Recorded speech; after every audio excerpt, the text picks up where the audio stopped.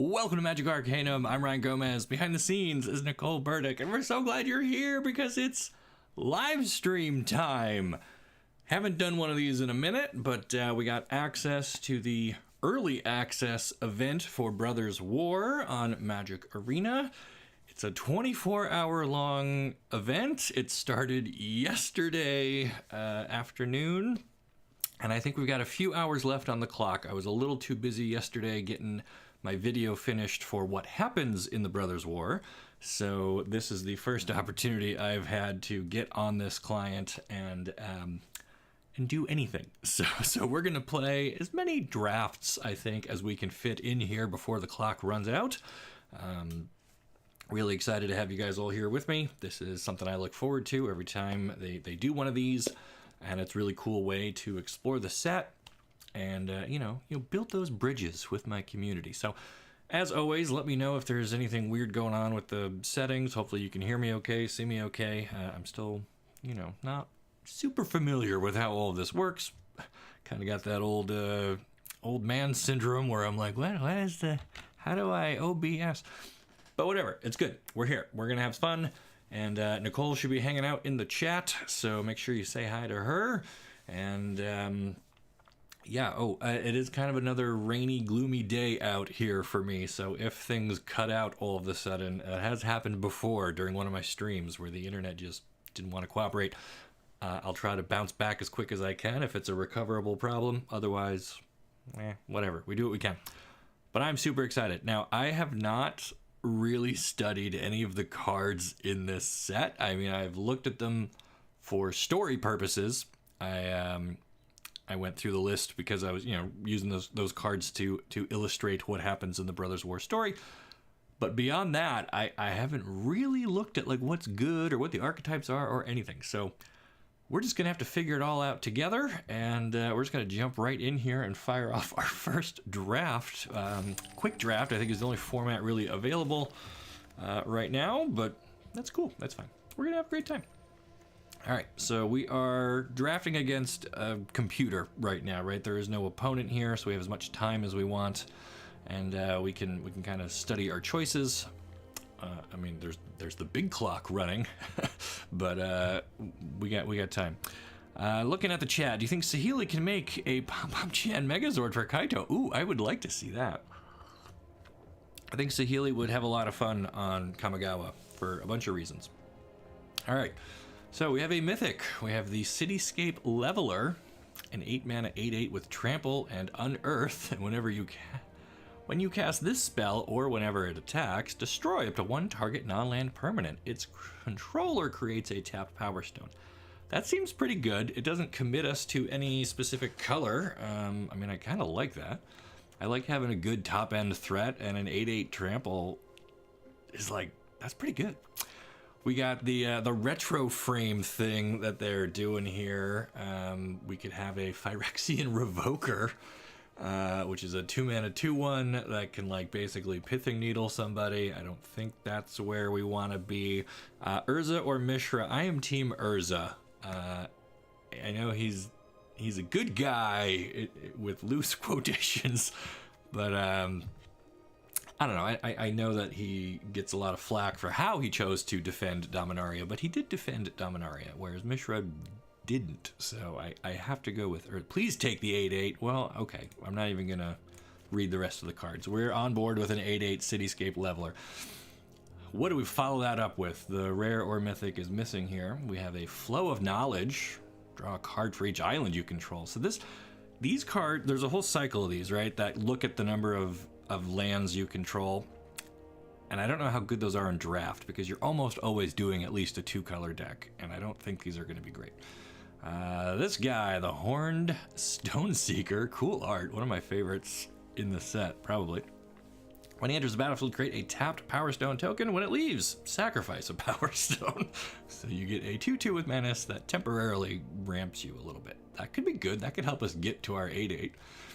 +1/+1 for each forest you control. Again, I'm not looking to move in on any of these too early. Springleaf Drum, tap an untapped creature you control, get mana, maybe. Equipment, I don't think we want to be on just yet. I really don't even know what colors are good.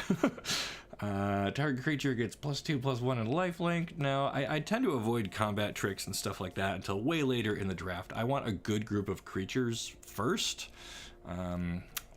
Is a 1/4 lifelink good? I don't think that's great.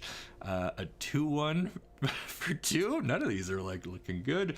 Urza's counter a spell. No. Return target artifact or creature from your graveyard to your hand. Create a colorless soldier. Okay, well, that's like something. A 1/3 with prowess and ward. Oh, here we go. An Argothian Opportunist. A 3-mana 3/2, but when it enters a battlefield, we get a Power Stone. I like that. Maybe we're doing like a green ramp into big artifacts kind of thing. Prototypes. I like those. I've seen some of those. They look pretty sweet. Just because he's a good guy doesn't make him a good guy. Yeah, exactly. Problem choosing cards. I end up 5-color good stuff. I think we can avoid that. I think we can commit to not doing 5-color good stuff this time. Glad to catch a stream again. Hey, great to have you here, Colonel Rhodes. It's Veterans Day, so if you're really a colonel, thank you for your service. If you are Rhodey from Iron Man, I love your movies. So either way, thanks for being here. You're cool. Medicine Ramp is nice. Yeah, so maybe which of these? So do we like the Horned Stone Seeker? I don't like that when he dies, we got to give up the Power Stone. I'd rather permanently have a Power Stone. I think this is a better choice. We're taking that. All right. So we've picked one green card and one colorless card so far. I think a lot of people, when they're drafting, move in on a color maybe too soon. And I'm not saying just because we've already got one green, we now have to just all pick greens. We're still very flexible. It's the third pick of the whole draft. We've got a legendary, uncommon legendary. These are always fun. I like legends. I like uncommon legends. It's a hill giant, 4 mana for a 3/3. Whenever Lauren or another legendary creature enters the battlefield, return target artifact card from your graveyard to your hand. That could be neat if we have a little artifact thing happening and enough other legends. Kind of asking a lot. Obliterating Bolt, 4 damage to target creature or planeswalker. Exile it if it would die. I like having removal. Like, that's going to be important. I would high pick removal. We have a 1/1 that can turn a non-creature artifact you control into a 4/4. Kind of low impact. A 3/4 flying for 5, and when it enters the battlefield, put a 1/1 counter on another target soldier. I don't know if we're going to do soldier tribal. A Windrake with prowess. Okay. Gix's Caress. Target opponent reveals their hand. Make them discard something. Create a Power Stone. Ravenous Gigamole, 4 for a 2/3. When it enters the battlefield, mill 3 cards. You may put a creature card from among them into your hand, so you get to draw something back. Okay. If you don't, it becomes a 4 mana 3/4. Pass. Gain Double Strike for a 4 mana 2/3 or 2/4. No. Steal something for a turn. Not loving most of these cards, gang. Where's all the cool prototypes and whatnot? When this enters, mill 3 cards. A lot of self-mill stuff happening. You may put an artifact from among them into your hand. If you don't, get a counter on this guy. That's a little better. 3 mana for a 2/1 that could become a 3/2. I think that's a little better. Shoot down is not like pickable. Honor Guard, a 3/1. Not great. Power Plant Worker, a 5 mana 4/4. And if you control the whole smash of these, the worker and the mine worker, the tower worker, they all combo up. Geez, this is like not a great pack. I don't love any of these cards. I don't see any good creatures. I think the best pick here is Obliterating Bolt. Like, removal is always good. I'm always happy to run it and draw it, and I'll be fine with that. Okay, we have a Transmogrant Altar. Sack a creature, mini Dark Ritual. Self-Assembler, 5 mana 4/4. When it enters battlefield, search your library for an assembly worker. I mean, that's okay. 5 mana 4/4 is not great. Symmetry Matrix. Whenever a creature with equal power and toughness enters battlefield under your control, pay 1 if you do draw a card. That is like a 4 mana do nothing, and then you got to pay mana for it every turn. Don't love it. Lord's Escape. Target creature gains hexproof, indestructible. Okay. Kind of like God's Willing. Scrapwork Cohort, a 4 mana 3/1. When it enters the battlefield, create a soldier. Okay. not terrible. I like that it's colorless. The Unearthed needs a color, but we could maybe splash for that. That's probably my front runner right now. Draw 2, then discard a card, create a tapped Power Stone. I guess we can't just go all in on Power Stones. We need to get some expensive stuff to make the payoff worth it. Kill Zone Acrobat, 3 mana, 3/2. When it attacks, you may sacrifice another creature or artifact. If you do, flying until end of turn. No. Scrapwork Rager, 4 mana, 2/2. When it enters battlefield, draw a card, lose a life. Okay, so it's like Phyrexian Rager, but more expensive. But it has Unearth. Ooh. Branchwood Prowler, 2 mana, 1/1. When it enters, mill 3. Put a land card from among them into your hand. If you don't, it becomes a 2/2. Okay, so that I like. Like, it's cheap enough you can do it early. You can find your 3rd or 4th land, curve out a little better, and if you don't need any of that back, it still is a bear, like at worst. And I think that that's going to be our winner, unless either of these are good. The Swiftgear Drake, 5 mana, 2/4 flying and haste, which can get rid of a Unearthed card from an opponent. That's kind of good too, but I think we want to grab this guy. That pack was a little better. Not great, but better. We have a rare Old Frame still floating around. You may have Sculpting Steel enter the battlefield as a copy of any artifact on the battlefield. For 3 mana, copy any artifact. That seems really good. There's a lot of good artifacts in this set. Is it better than Urza Power Stone Prodigy? Probably. Is it better than a Dragon Engine? It can become a Dragon Engine, so that's better. Yeah, I'm not even going to bother reading any of these. I think this is going to be good. We're just going to copy the best artifacts. All right. We have another rare Old Frame. The computer doesn't know how to read these. Well of Lost Dreams, 4 mana. Whenever you gain life, you may pay X, where X is less than or equal to the amount of life you gained. If you do, draw X cards. Nah, we don't really have a life gain thing happening here, and I don't really want to try to force that either. Gruesome Realization. All right, so this is a double black. So it has to be really good. Draw 2 cards, lose 2 life. Okay. Creatures your opponent control get shriveled. I don't love it. This is green and white. Whenever an artifact enters the battlefield under your control, put a 1/1 counter on target creature. Okay, maybe. A prototype that requires black. Another Rager that requires black. Trench Stalker, 5 mana, 4/5. As long as you've drawn 2 or more cards, gets Death Touch and Lifelink. That's actually kind of neat. I don't know if we're going to have enough ways to reliably draw multiple cards here. Argothian Sprite, 2 mana, 2/2. Can't be blocked by artifact creatures. And for 7 mana, you can put 2 1/1 counters on the Sprite. So this is interesting because Power Stones can pay for that 7. Right? You can't use them to cast non-artifact spells, but you can use them for activated abilities. So this might be good. Perimeter Patrol, 3 mana, 3/3. When an artifact enters the battlefield under your control, +1/+0 till end of turn. Not good enough. Not good enough. Stone Retrieval Unit, 4 for a 2/3. When it enters the battlefield, create a tap Power Stone. I think that's what we want. I like the artifacts. I like being colorless. Like that makes the mana so much easier. And I'm less worried about getting color hosed here. All right, Corrupt. Again, number of swamps you control. No. The Dragon Edge. Okay, so 8 for a 5/5 flying with fire breathing. Or prototype it as a 1/3 flying for 3. I don't know. I don't love it. It's okay, but I don't love it. The Soldier guy again. The Wing Commando again. A 1 mana 1/2 that comes in tapped that can keep coming back from the graveyard if you have black mana. Destroy target artifact. I mean, this is basically murder against a lot of cards in this set, right? Is this worth taking? Can't be countered. Don't know how relevant that's going to be.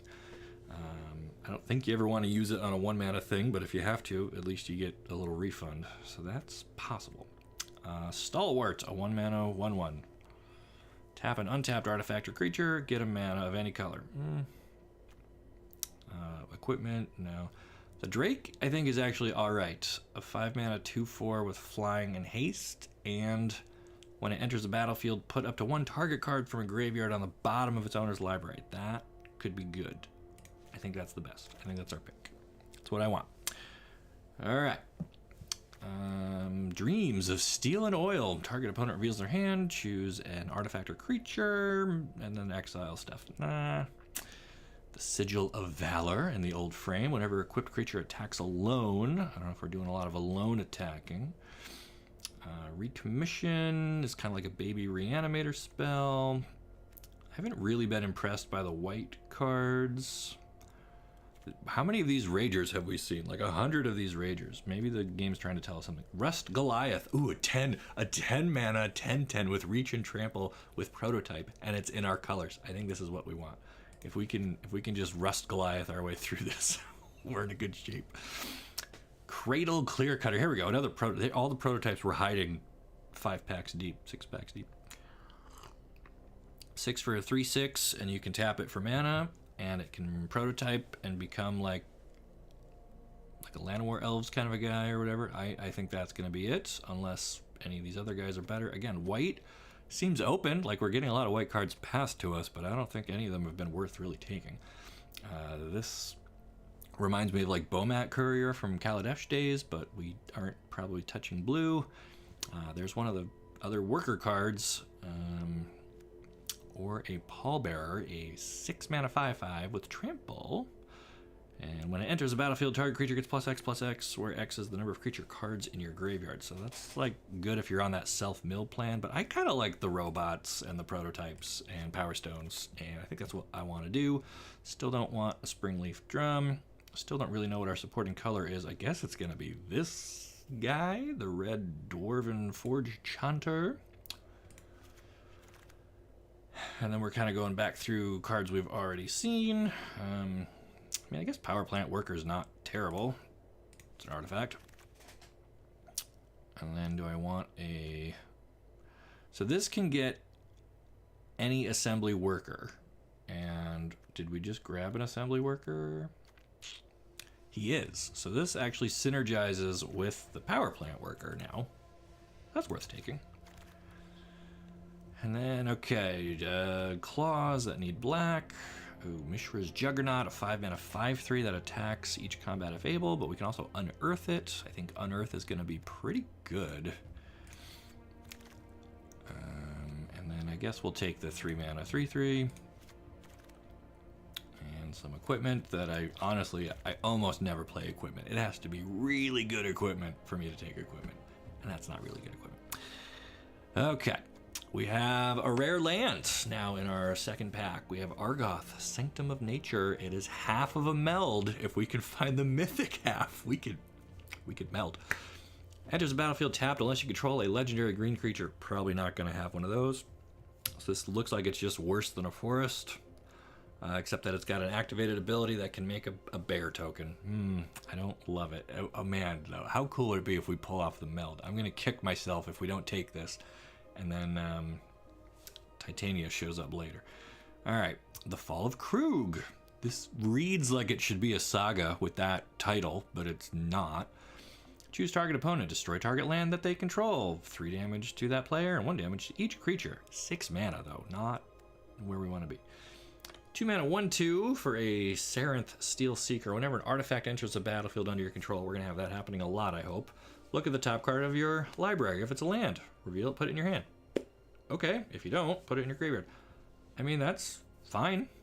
That is probably the best pick out of here, unless we go with something like Boulder Branch Golem. You think about it. You think about that. I think I'm just picking all the greens because I'm wearing the green shirt today. 4 mana 3/3 prototype, and when it enters, you gain life equal to its power. Me gusta. I think it's probably better than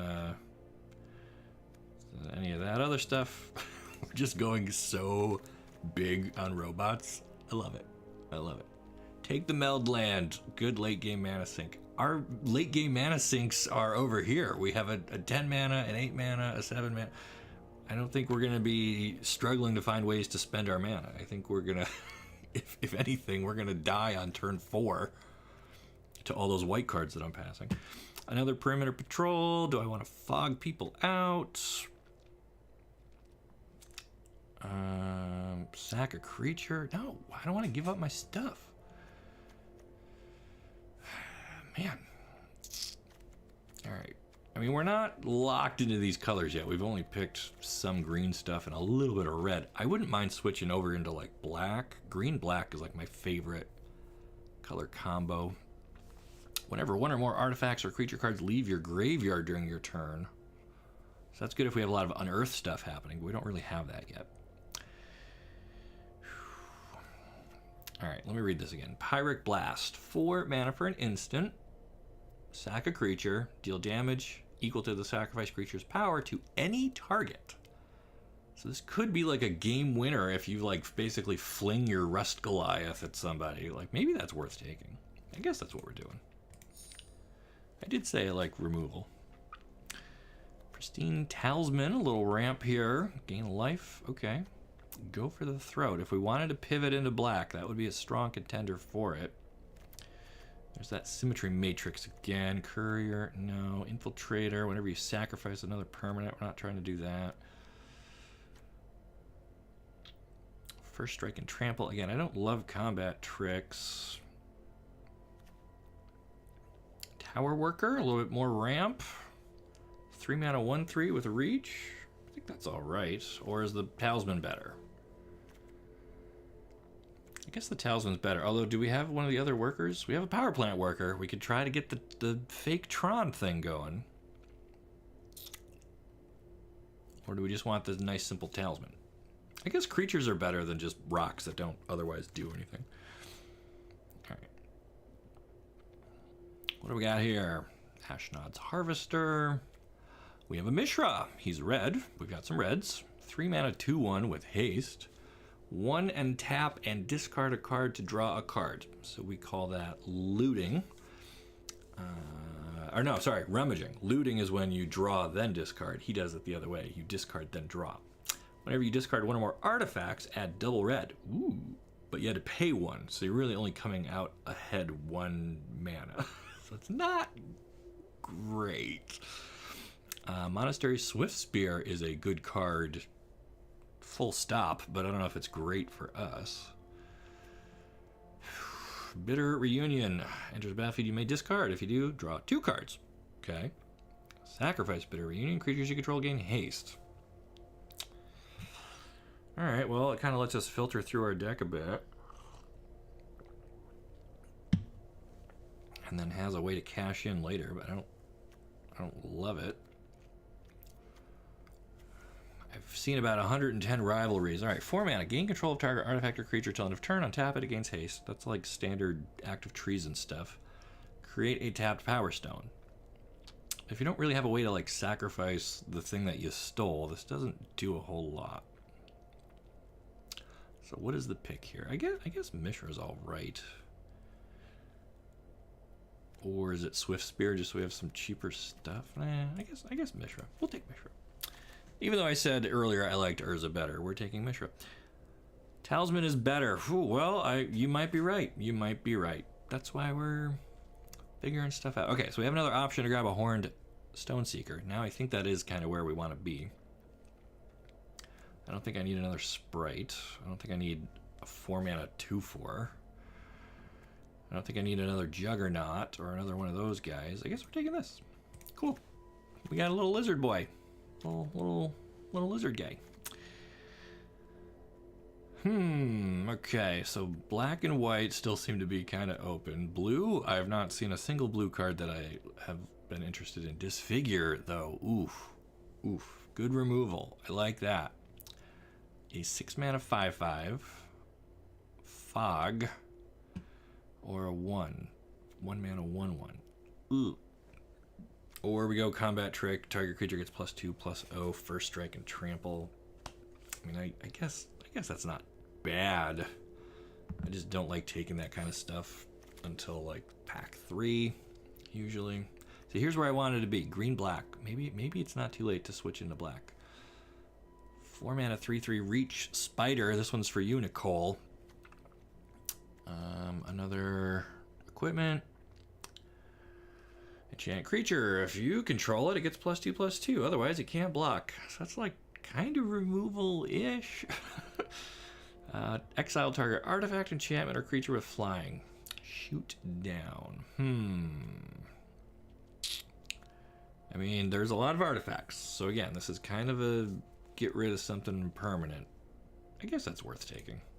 I don't love it, but we'll take it. A 6-mana 5/5 that can get a whole bunch of different abilities at the cost of shrinking itself down. Target permanent becomes an artifact. Don't think we need that. Put a +1/+1 counter on target creature you control. It gains reach, trample, hexproof, and indestructible until end of turn. That's the kind of combat trick I like. If I'm playing a pump-up spell, I want something that I'm not going to get blown out on. I guess we'll take that. All spiders all the time. Yeah, Nicole has a Ishkana commander deck, and her and I used to battle back and forth. Energy Refractor. Enters the battlefield, draw a card, add 1 mana of any color. I don't think we need a lot of color fixing. We're barely in red and green. But a lot of these others are not great. I guess we're taking this dude. Go get him. And then we're back to a pack that had nothing. I mean, well, Power Plant Worker. Do we already have this one? We do. Probably don't need 2 of those. Probably don't need Fall of Krug. Probably don't need any of this. I guess we'll take a Minotaur. 3 mana, 2/3. Sack an artifact. +1/+1 till end of turn and deal a whopping 1 damage to our opponent. You know what? We're just gonna sideboard you. Probably gonna sideboard a lot of this stuff. I mean, I guess we'll take the Rivalry. I don't think we're playing that. Look at all these red cards that are just not impressive to me. Why? This whole set just feels like yawn so far. I mean, how many playables are we gonna even have? All right, third final pack. Our rare is Lorn of the Third Path. Don't think we want that. Don't think we need a Static Net. Dragon Engine. Maybe. Another little lizard. Gets more Power Stones. Swiftfoot Boots.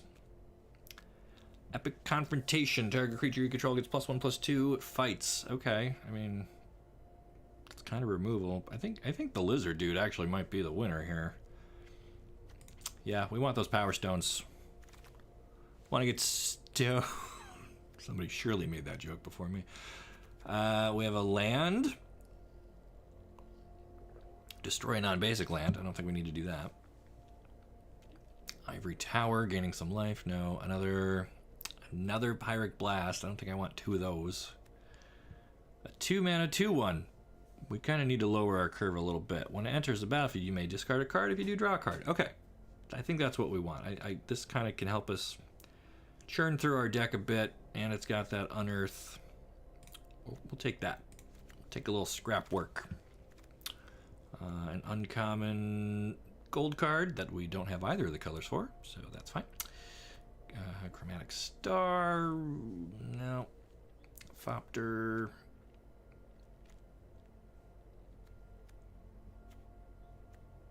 Man. What is going on with this set? I don't. Is it worth splashing like some other color here? Do we do like Jund? Do I get some black in here just so I can use these Ragers and stuff? I don't need Evolving Wilds.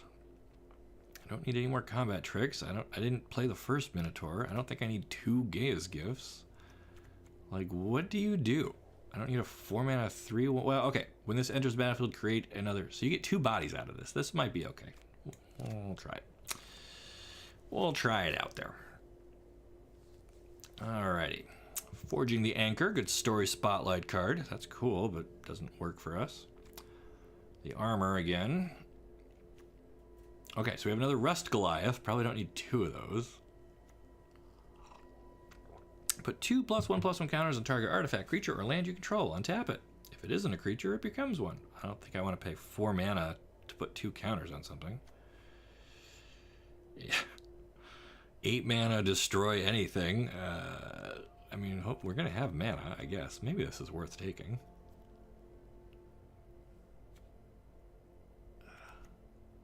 Maybe we just go like all mono green and ditch all the red so that we can have a giant Blanchwood armor. I don't think that's what I want. I don't think I want another Rust Goliath. I don't think I want any of these cards, guys. This is killing me. I don't love it. We'll take a Firebomb. White seems better for a splash. Yeah, maybe. All right, we have a blue-black. Not touching that. Creatures you control get +1/+1. I mean, that can be good, but...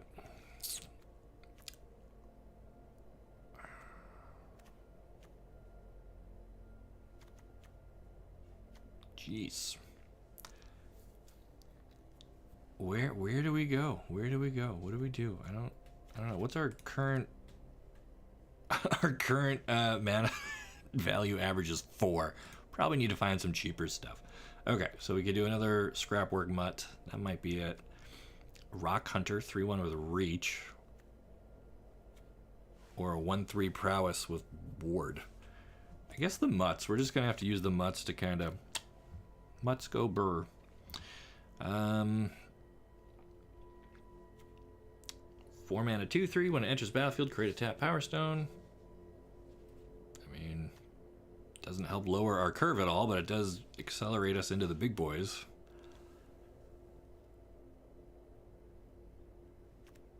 Versus a Jalum Tome. Draw a card, discard a card. No, we're already doing a lot of looting. Create 2 soldiers. Or buff up your team. I guess we're taking that thing. This is like the weirdest deck I've ever drafted. Okay, I think this land might actually be good. I don't think we need the altar. I don't think we need... Alright, 1 for a 1/1. Whenever it attacks, another target creature you control gets +1/+1 till end of turn. That seems pathetic.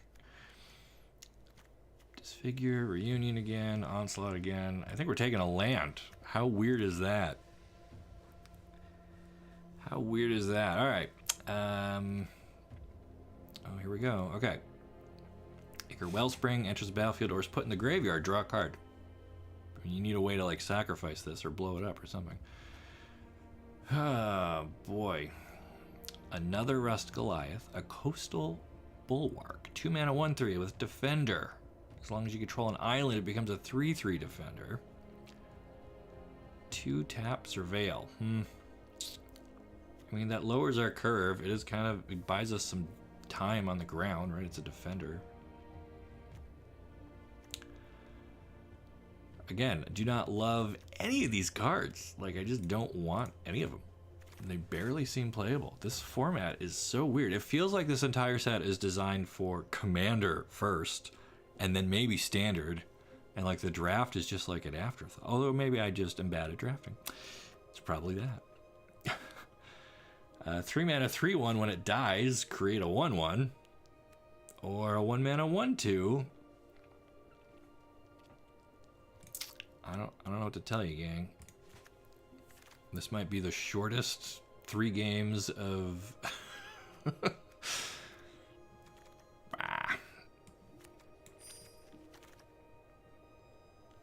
And yeah, like again, none of the I don't need a million combat tricks. I just don't. I need more like 2 mana creatures. Need some bears. There we go. All right, that's like I did ask for that and I got it. So what else? And maybe Bitter Reunion makes the cut. Let's see what we got. Where are we at here? How bad?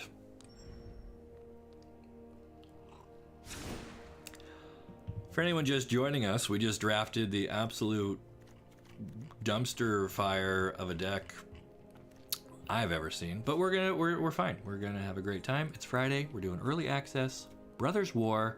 No complaints. Only making happy memories here. We have to cut 10 of these cards. Should be easy. Look how many 2-drops we have. How did our curve end up at 3.6? All right, well, first of all, find some good sleeves. This is, like, appropriate. Liliana, I mean, I like Lily, but... Oh, they're all locked. Oh. Karn. Let us begin. We're doing artifact stuff. Pat. You can tell I'm a streamer because I prioritize cosmetics over the actual deck itself.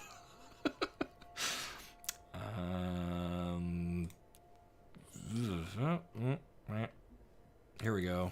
Pom-pom chant? No. What would Karn have hanging out with him? A thopter? A bear? A dragon? With money? I guess we'll just keep the black dragon. Sure. Cool. Alright. Let's actually look at the deck now. Red, green, bots, we call it. And remind me to change my basic lands, because we're going to need to do that. Okay. We have a Goblin Firebomb. Really expensive way to kill something. I don't love it. 2 Scrapwork Mutts. I do like. Bitter Reunion. I don't love it. Oh, we got 2 of these guys. Okay, that's fine. We got 2 of those guys. Those are better than those guys. We have a single Obliterating Bolt, a single Whirling Strike. I don't love it. The Prowler we do like. 1 copy of Gift we like. This thing can go. Okay, 6 more cuts to make. The Infantry I don't love. Mishra's fine. Opportunist is great. Perimeter Patrol, okay. Sculpting Steel. Oh yeah, we were going to copy our best thing. This is going to be stuck in our hand for so long. Tower Worker, a little bit of ramp. Okay, our 2s and 3s look fine.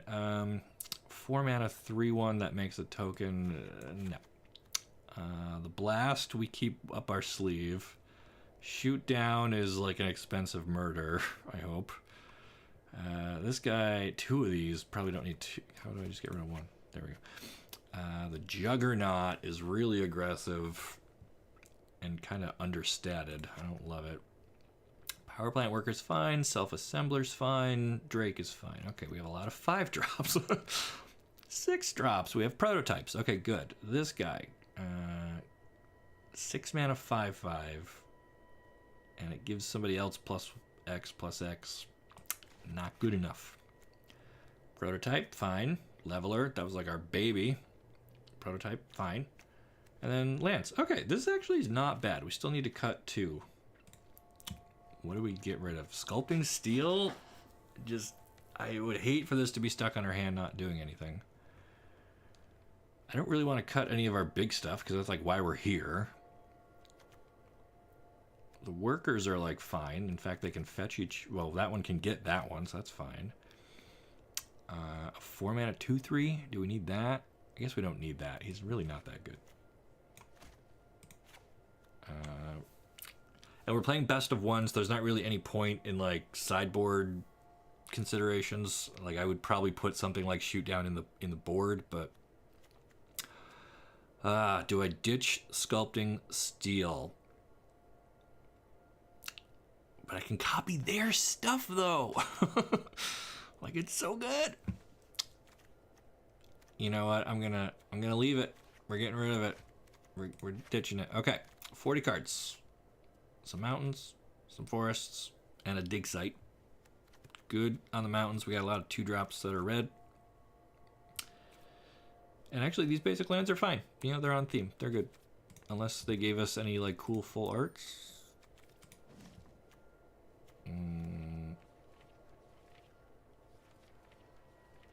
No, not really. I mean, I guess we could switch over to the unlands. Yeah, let's do that.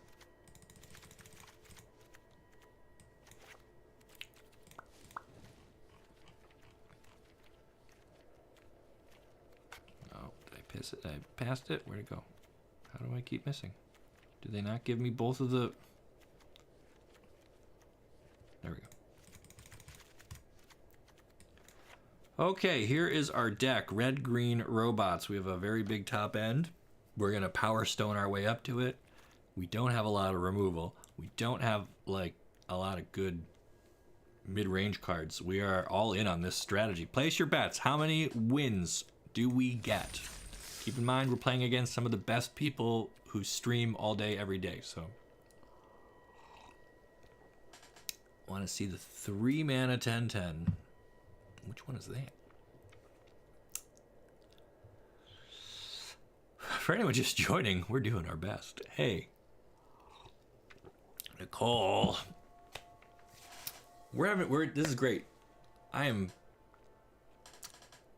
optimistic. That's the word I'm going to use. I think we're going to be just fine. Look they can't even find us an opponent. They're so scared. Nobody wants to come out and and challenge Magic Arcanum. Nobody can handle the raw power of our massive robots. And to be fair, when I started this, I said, I don't know these cards very well. I don't know. Who is Robert West? Don't know.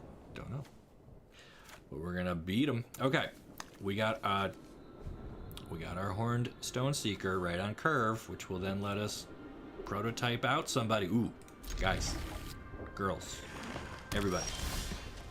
The only problem is we're on the draw, but that's fine. Totally fine. Early access. Yes, this is early access for Brothers War. It's a 24-hour event that they started on Thursday. And it went from 10 a.m. Thursday Pacific time till 10 a.m. today, which is 1 p.m. my time zone. So we got about an hour and a half left. Sometimes they let it run a little long, but I'm not going to bank on that. Okay, so this guy needs double green, so we're not getting him anytime soon.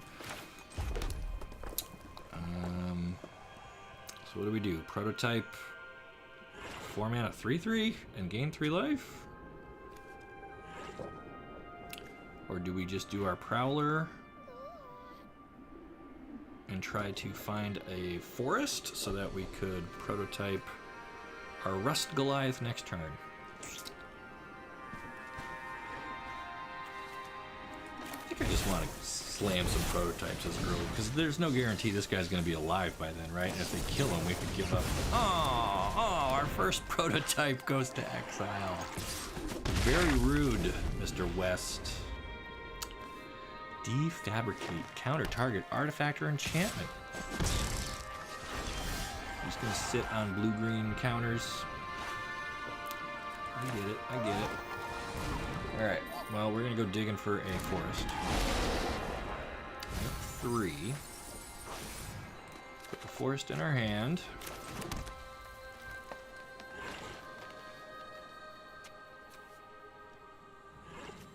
And then just attack for 2, I guess.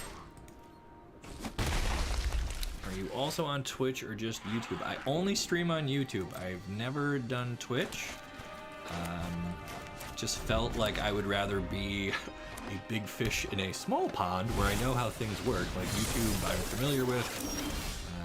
I have the account here. I got a channel that's doing all right. I would rather just stay where I'm comfortable than try to do Twitch. I understand bigger potential for audience on Twitch, but okay. So they have themselves a 3/5 with reach and trample.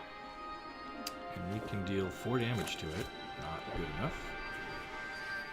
We can get our own 3/5 reach and trample. I think that's where we want to be. I mean, unless we're trying to get up to 10 mana. We're at 1, 2, 3, 4, 5, 6, 7 next turn. That's still pretty far away. I guess we're just going to prototype this guy while they're tapped out, since we know they are good with counter spells. And we're not going to attack because they would kill this guy and then we have to give up our Power Stone.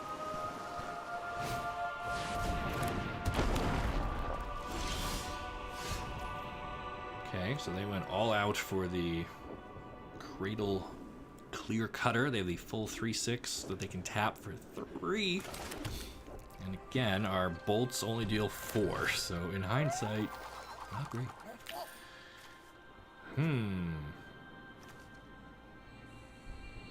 Well.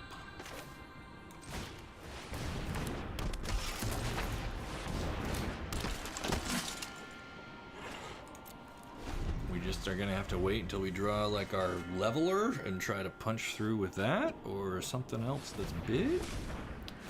I hope they don't have bigger, better stuff. Kaido sleeve, huh?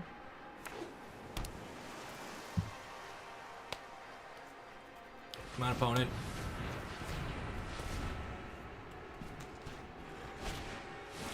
Ah, they brought their own shoot down. Guess what? 2 can play. Do we take out their mana guy? Or do we take out the... I guess we do, right? Why am I even asking? Like, this has got to go. Yeah, prowess. Yeah, +1. Yeah. All right, float a bunch of green.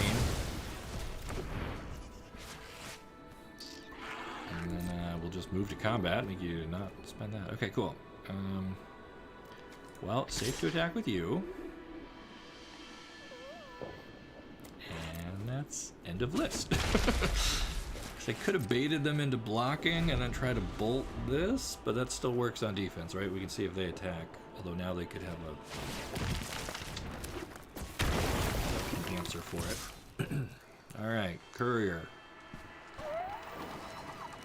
I will offer you a trade here.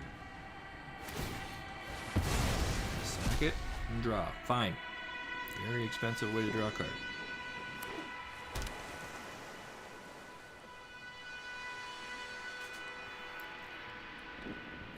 Alright, what were the results on the poll? I didn't get to see it.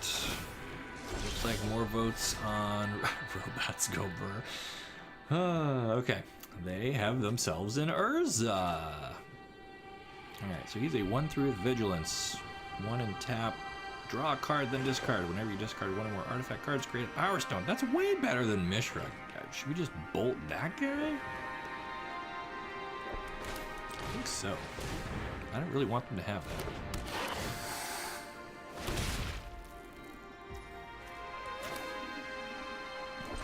Plus then we can attack with our menacing wizard. And our prowess guy gets a little better. Okay. They really want to keep their Urza.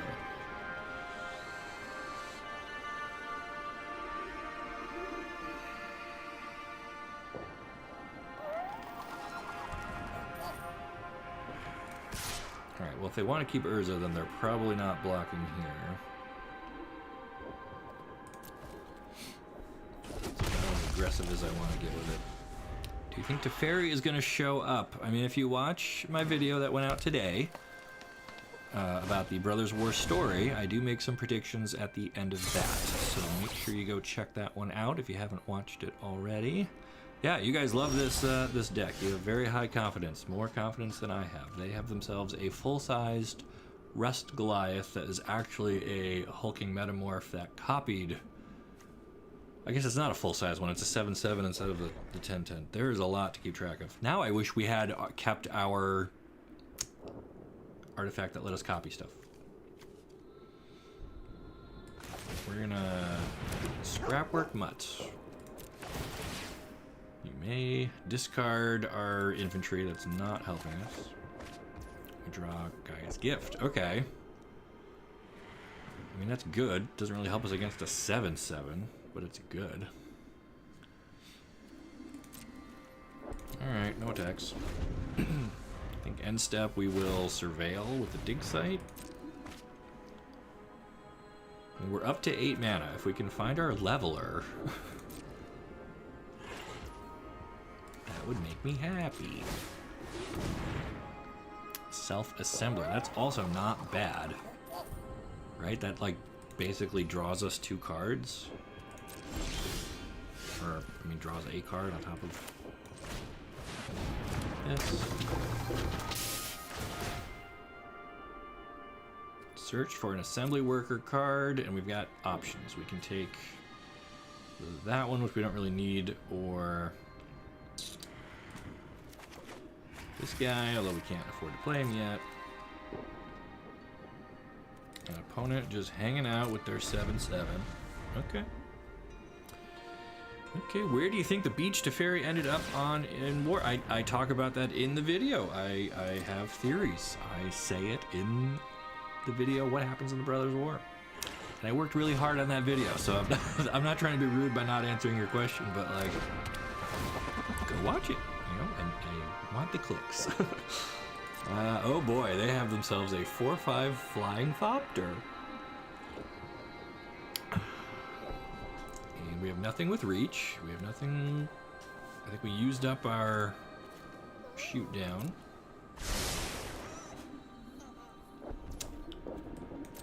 So how are we going to survive? Not with this guy. I mean, we could just suicide the Mutt in so that they kill it, so that we get to unearth it. That doesn't seem like a good use of resources. Copying prototypes copies the normal version of the card. It copies... No. So they cast... Jeez, how do I even begin to show? So this, we could turn it into a 6/6. Not big enough. Okay. So they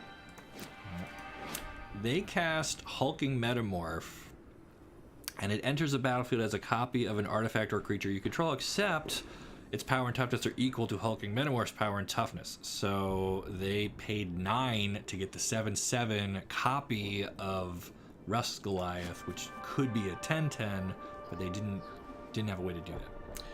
And I don't think we can yet punch through the... I think we're okay. I think we're just waiting another turn. I mean, at that point, we might as well run this out. Maybe we are just going to try to go wide and get around him. Just recite the entire video while you stream. Right. Sorry you missed the video, got notified of the stream. I understand. Don't worry about it. I'm not trying to give anyone a hard time. I am just saying I don't want to rehash all the stuff that I do in the video because this is the stream, right? We're doing the cards, and we'll get to the story stuff another time. All right, so they've got plenty of mana, and they're sitting on one card. They only have 3 creatures, man. Do we just, like, go ham here? And then maybe sneak in with the blast and get, like, an extra 4 damage on somebody? We can also make somebody indestructible. I think we're just going all out. Right, we don't win this by sitting here blocking forever. Not that we're doing any blocking. Uh-oh, they flash in a 3/3. That's fine.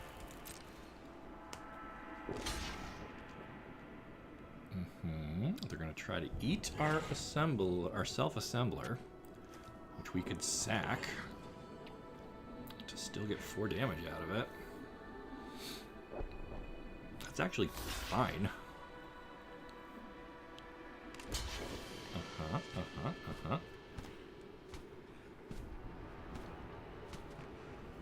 I mean, is it worth trying to save anybody with the gift? Maybe if they block...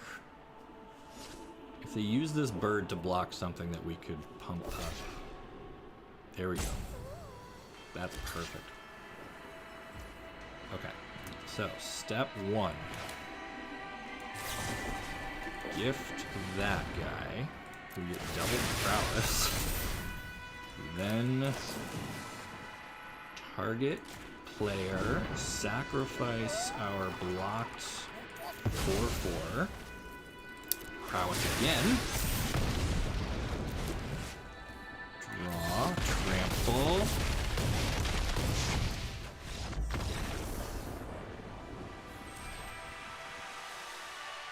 W for victory. Heyo, we got one, gang. Somehow we got there. I'm trying to go tall with big robots and we end up going wide anyway. Better to be lucky than good, I guess. Look at all this gold I don't get to keep. So the accounts that they give us, these VIP accounts, come with like a ton of gold and gems, but the account is only good for 24 hours. And there's only about 1 hour left on that 24-hour clock. So, All right, for anyone who's just joining in, we are undefeated with my red and green. Best draft deck I've ever done. No complaints. Wouldn't change a thing.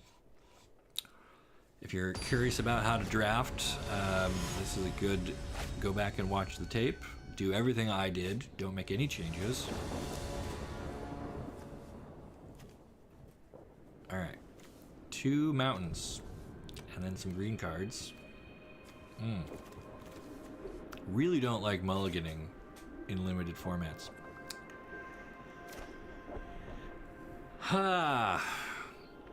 But we're on the draw. So do we think 6 cards is better than this? I mean, if we hit a 3rd land, we can at least do a tower worker. And if we find a forest, both of these get really good. And we can prototype. I guess it's worth keeping on the risk of finding a forest. This is surely a mistake. Surely gonna regret this, but we're wearing the green today. We're pro-green. We're gonna be fine. No way we get punished. Is this a new board? guess it is. It's like a crater and some supplies. Sometimes there's like stuff that animates. This looks like a power stone over here, but it doesn't do anything. Wow. Cool.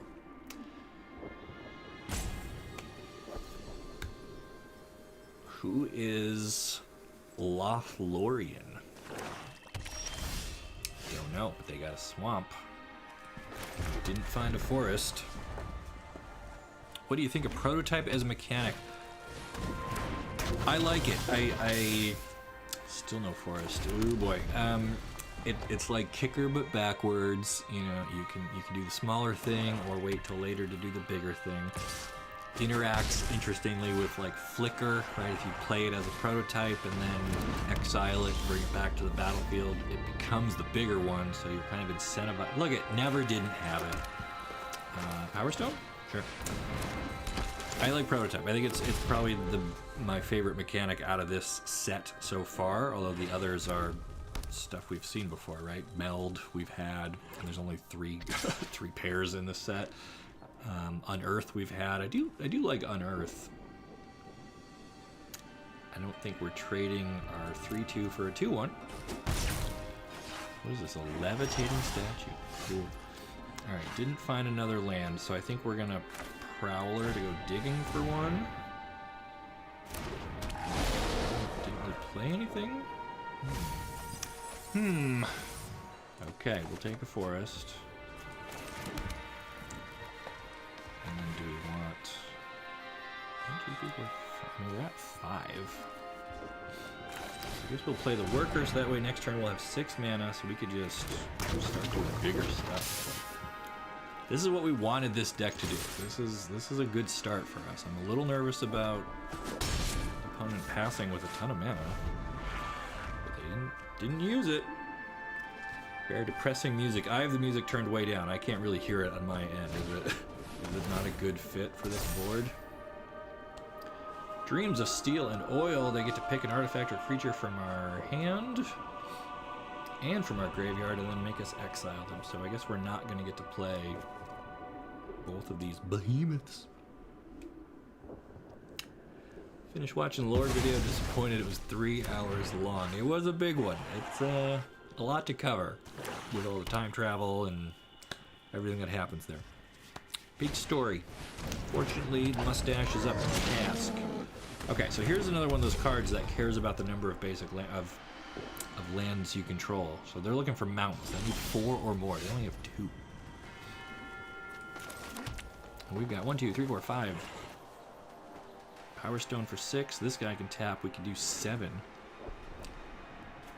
So I think we just get our Cradle Clear Cutter hard mode.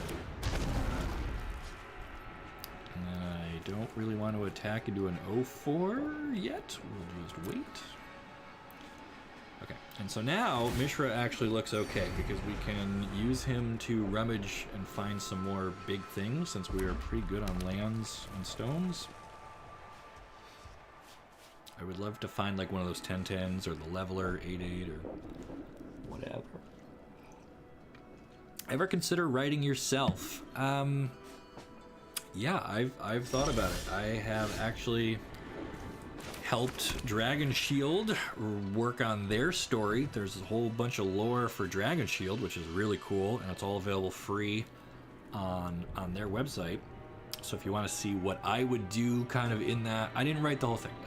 They had a wonderful author work on it, but he needed some help kind of with some of the finer points. So I think if you read, or it's available as an audiobook, so you can listen to it or read it, and I think you'll hear some of my voice in there, a lot of the humor. I tried to help him, especially with like jokes and developing characters that way. So I think if you check out the Dragon Shield story, you'll get a good sense of what my type of storytelling would be. That is my answer to that. Okay, do we want to ditch this Pyrrhic Blast? I don't think so. That's like such a good card for us. And I still don't really want to commit to any attacks here. So we'll say no, and we can still use the dig site to surveil here in a moment. I'm just gonna sit back and gain some life. That's fine. Fine. What do you think was the biggest missed opportunity of the Brothers War set? Let me ponder that one for a moment. Do you personally think completed walkers will bite the dust?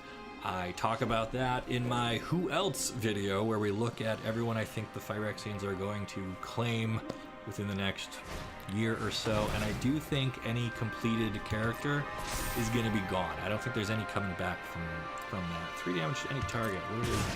Oh, no. Disappointed it wasn't 3 hours long. Well, I mean, it was big. It was a big video. Okay, they're coming at us with a flyer. I think that's okay.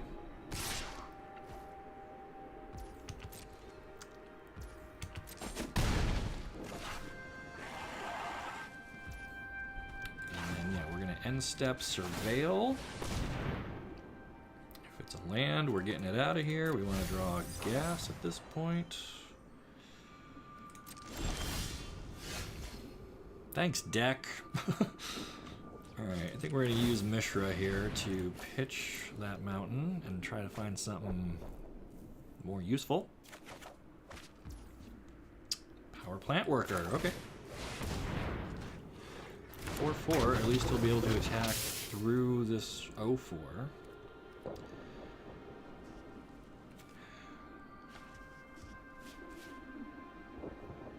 Or do we try and kill this levitating statue next time it comes to life? Guess we're still just kind of waiting for a breakthrough card. Okay, so biggest missed opportunity of the Brothers War set. I mean, it seems like their goal was to capture the nostalgia of Magic in the 90s, which is when, like, I started playing, and I get what they were going for, and there's a bunch of legendary characters in here who were part of the story back then but didn't get cards, and that's where it starts to lose me, because, like, those old stories, you had to read the novels, and I don't think I've talked to a single person. Even I didn't read the stories back then because I was like 14 and like I had a life outside of Magic, and like they were hard to get, and like they just, frankly, I don't think they were ever very good. Do I want to kill this thing? Because otherwise it's going to keep pecking me to death, right? I guess we're just going to try to kill it. So we have to sacrifice something that's at least 3. Ugh, I don't want to give up my 4. I don't want to give up my 3/6. Doing that.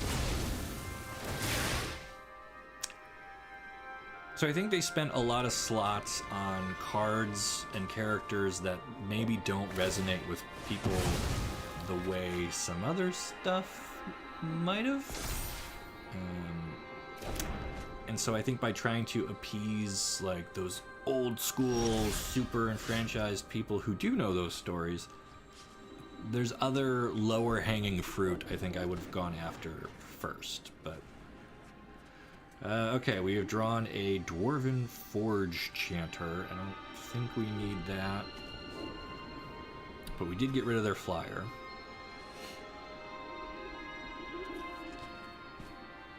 And do we just swap this and hope we get something better?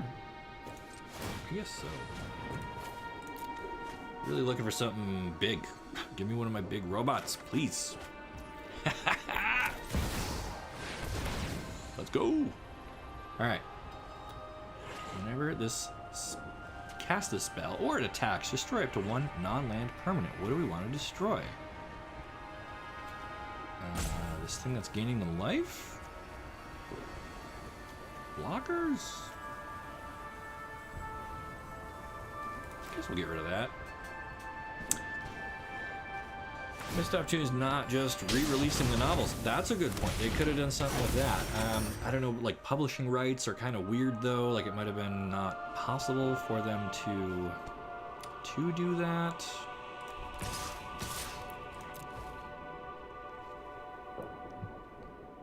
Here's the biggest missed opportunity of Brothers War. Here it is. Here it is. There's no animated Netflix show being released at the same time.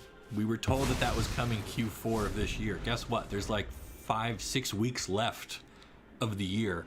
Haven't seen a trailer, teaser, screen cap, nothing. Where is my animated Netflix show? That's the biggest miss. Whew. Okay. Okay. Play our little buddy. Dude, I am in love with the leveler. We're just gonna obliterate their board. They're gonna have a ton of power stones, but like, care? Care? What else do I even wanna? Sure. I guess we just kill that. O4 is actually doing work. Yeah, it's not. So here's the thing. It is not winning them the game, but it is helping them not lose the game. Those aren't the same thing. Right? It is slowing down my ability to kill them, but it is not helping them kill me any faster. No animated show, but look at all these secret layers. Look at the 30th anniversary edition that is designed for rich people. Like, what is... Destroy target non-artifact creature. They're gonna try to kill my little horned buddy, which destroys a power stone. No big loss.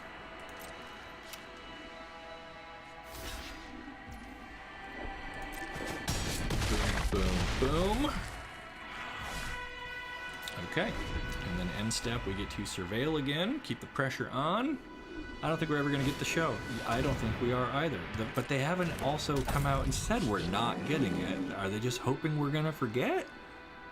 Are they hoping they can distract us with the shiny object that is 30th anniversary edition? I don't understand the plan. Like, if it's not coming, just tell us. We're all adults. Like, we'll understand. But, like, why would you announce that it's coming and then just quietly do nothing and run out the clock? It seems like such a...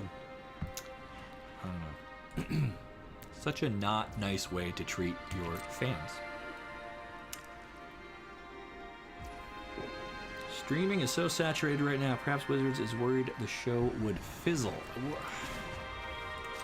But, like, presumably they've already spent money on it. They've already cast it. They've already made it, right? We had the promo with Brendan Routh being all excited to be the voice of Gideon. Can I just hardcast this guy? And like they were hyping it up and they're like, all right, it's coming, Q4. Even if they decided the market's no longer ideal, why would you not still put it out? Because otherwise you spent money and you get zero return. Like, even if you don't get as much money as you were hoping to get, why would you do all that work and then, unless it's really bad, like how bad would it have to be for them to not want to release it at all? But if it was gonna be bad, you wouldn't have done the marketing of getting the actors out there already hyping it up. Like, you would have known, I would hope, that early on that it's not going the way that you wanted it to go. There's just so many mysteries here with this, with the Netflix thing. I don't get it. I don't get it. Lucy and the football. Yeah. Yeah, here it is. Oh, you tried to kick it. You don't get it. Oh, what is this guy? Okay. Okay. So the Avenger is kind of a throwback to an older, and this is what I like about Brothers War. This is a reference to a card that existed 10,000 years ago, which had the same thing. It was like a 5/5 or a 6/6, I think, that you could pay 1 and it would get -1, but then had a bunch of different abilities, so you could kind of like build your own whatever. So they just gave it haste, and oh, they finally found enough mountains. Okay, well, chump and swallow and trade. Trade. They must have a heck of a combat trick. Otherwise, they are dying to a ton of robots. Could have had a good MTG show. Yes, and I've not seen Arcane, the League of Legends show, but I hear it's very good. And I don't know if that scared them by like raising the bar, and they're like, oh man, people are gonna expect our show to at least be that good. or if that's like encouraging them and they're like, oh, we want ours to be that good and we're going to take a little extra time on it now. I don't know. It's just been complete radio silence. And for somebody who majored in communications, there's perhaps nothing more frustrating than complete radio silence. Like, all right, we are 2-0 with the big O robots. Run it back, run it back. Imagine a MTG show with a monster or plane of the week that leads into a larger story. Yeah, there's so many cool things they could do with the Magic multiverse. I've been playing a ton of Marvel Snap lately. And like, you could have done that with a Magic skin on it, right? Each location could have been a plane. Each of the characters could have been a planeswalker or a legend or something. They have the power cost. They have like the mana. Instead of cubes, you could have been fighting over sparks or what. Like, totally could have worked. But instead, they did the Magic Spell Slingers thing, which is like okay, but it's slow. It's clunky. It's just not nearly as fun as Marvel Snap. And like, I don't know. Like, if there's going to be a mobile Magic game, I don't think Spell Slingers is it. It tries to be too much like regular Magic, when you needed to pivot hard into like mobile territory. And like Snap understood that and made a really cool game. But the framework totally could have worked for Magic, but they don't have the vision to like pull something like that off, I guess. Okay, so no green, but we've got plenty to do on our opening turns between the Mutt and the Stone Seeker, so we're keeping that. Isn't Magic the only profitable thing for Hasbro? I don't sit in on those calls. I know they do quarterly shareholder calls where they talk about what is working for them and what isn't, and Magic is regularly mentioned as like good and profitable, but I don't remember the rest of the list. Like, what else do they have? They have other game, other profits. Like, isn't Monopoly, like, there's a bajillion monopolies out there. Those must be making them money. No, maybe not. I don't know. Okay, do we just go for another Power Stone? And little robot dog. And what do we want to discard here? I don't really want to give up any of these. I guess I don't have to give up anything. We won't. We'll attack with our Menace. Snap doesn't have an existing game around it, but nothing says that your new mobile game has to be connected in any way. It can share the lore. I still don't think we're blocking because I think they want to catch me on the Prowl stream. But like, there are other Marvel games, and like this one is nothing like any of them. But like, I know the characters, and like Spider-Woman behaves the way in Snap that you would think that she would behave based on what her character does in other things. And you could have a Magic game that has Jace and everybody in it, and still has mana, and still has like the trappings of that universe, but like it doesn't have to be the Magic card game. We've got the Magic Puzzle Quest game. We tried the mini MOBA game with like the lanes. Like, they've done so many other spin-offs of Magic. They had the RPG game that like lasted for a week. Like, I was in the beta for that. So I don't know, they've experimented, but I feel like every other variant of Magic, they've played it very safe and tried to keep it like Magic, because like they have the formula that works for the card game, and they're like, okay, well, everything's got to be kind of like that, otherwise people won't know what we do here. And it's like, no, they will. You just got to be bold and make some choices and like do stuff that is exciting and interesting. And like, they're not. They're playing it very, very safe. Magic Smash Brothers. Yes. Now you're getting it.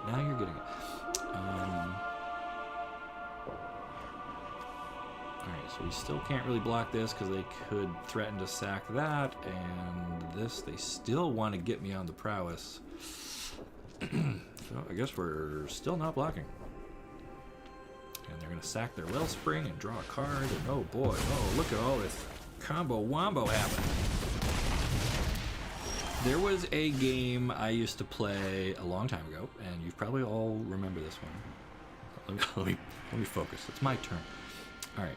I don't really have anything to shoot down. Do I want to just kill one of these guys before they start making... I guess I want to get this out of here.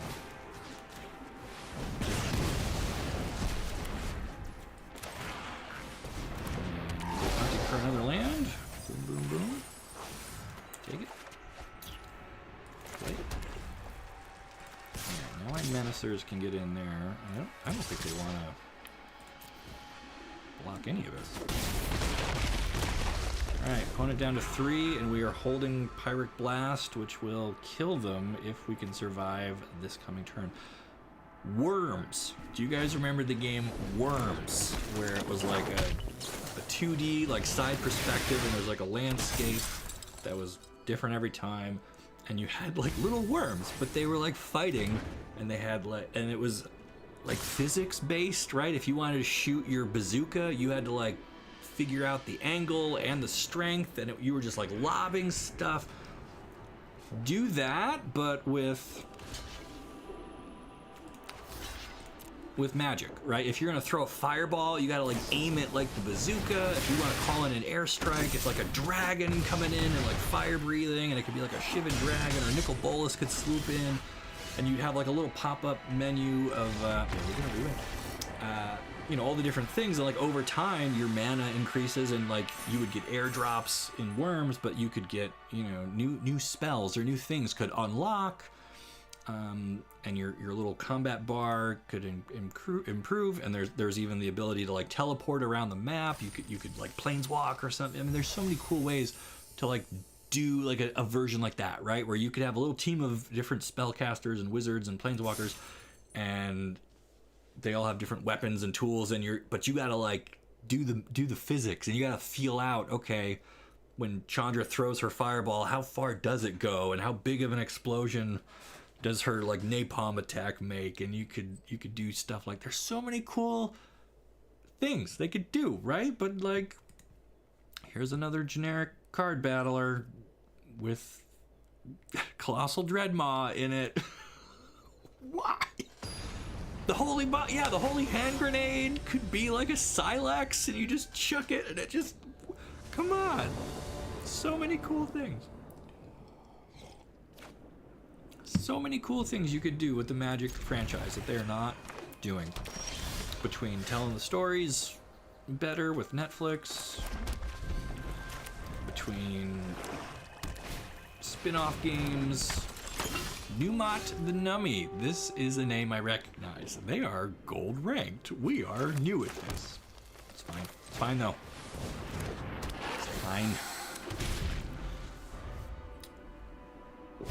We got this. We're not gonna lose. They have a prototype 1/1 with Death Touch. Arena not having the tools to support esports. Right, no spectator mode, no multiplayer, so many missed opportunities. All right, I gotta focus. How do I get through this? I don't think I want to do that guy. I think I want...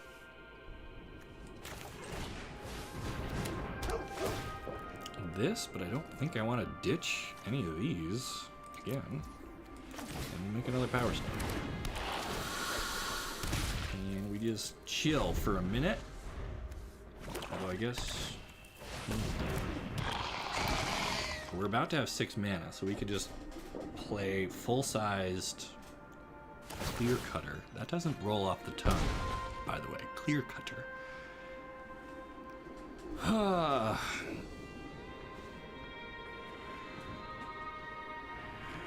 A Jace Worm. Yeah, like there's so many cool, like, come on. Come on. Like, again, not to keep comparing to Marvel, but like, Marvel understands what its fans want, and like, they're willing to do stuff. Like Marvel Zombies, where you've got, you know, Captain America eating the brain out of Iron Man, and it's like really weird, and like, stuff like that. But we had one, not even secret layer, but I guess this guy can get in there. I thought there was like one set of the Planeswalkers you could get where they had the zombie art. It was around Amonkhet, right? When Nicol Bolas was fighting them, and it was kind of an alternate what if they had lost and all been zombified. And that was before Secret Layers, but you could get that at like a convention. I think it was one of the things. And did he just... Ooh, okay. I see you.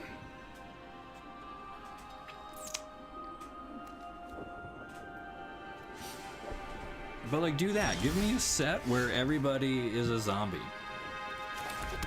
Or 1, 2, 3, 4, 5, 6, 7, 8, 9, 10. Do we drop a Rust Goliath here?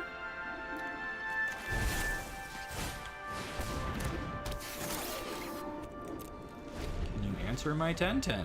I guess you got a 5-4 death touch. I guess that's a pretty good answer. Ooh, and if they give it hexproof, I can't even blast it. How much removal do you have? Ugh. Do you have any emotes? Aw. Womp womp. Alright. I think we gotta try to bring this thing down.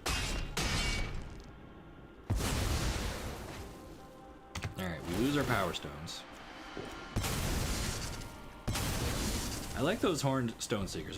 Those are good design. I like the little 2/2 that can ramp you, but if it dies, then you don't really have the ramp anymore. That's fun. I think we're gonna unearth this guy. And we don't need the Tower Worker. That's better.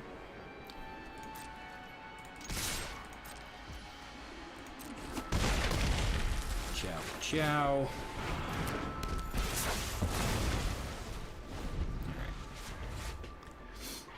Do I have a favorite commander deck? Yeah, so here's the weird thing. I don't play a ton of multiplayer commander. I used to when I worked at TCG Player. This is just a 2/2? I would play a ton there, but I would play like on lunch when we only had about an hour, and I would do like one-on-one commander. So most of my decks were built for like one-on-one and not really multiplayer. So the curve on them is a little different, and some of the choices I made are different. But do I still have a worker in here? I do. Big brain, very smart. Okay. I think we're just gonna pass it over. So favorite commander decks that I have one that is mono blue wizards with Naban as the commander, and almost every card in it is a wizard that has an enters the battlefield ability, and Naban says whenever a wizard entering the battlefield causes an ability to trigger, you trigger it again. So it's like a mini Panharmonicon kind of a thing. And so that one's really good, but it's much better at a one-on-one because he'll play something like, oh, they have themselves an 8/8. Okay. Shoot.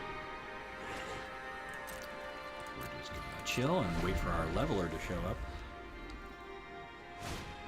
So they'll be the wizards that, like, when it comes into play, return a creature to its opponent's hand, and I get to do that twice. So like every card I play gets rid of 2 of yours, and it just tempos really good against one person. But if you're doing a 4-person pod and you're trying to, like, you can only bounce 2 things a turn, but 3 things are getting played against you, you're not coming out ahead at that point. So do we just try to shoot one of these things down?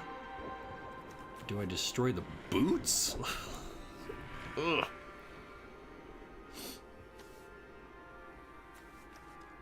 Ward of 4. Well, we can afford that. Alright, I think I just want to get rid of one of these. Otherwise, we're just going to die to it, right?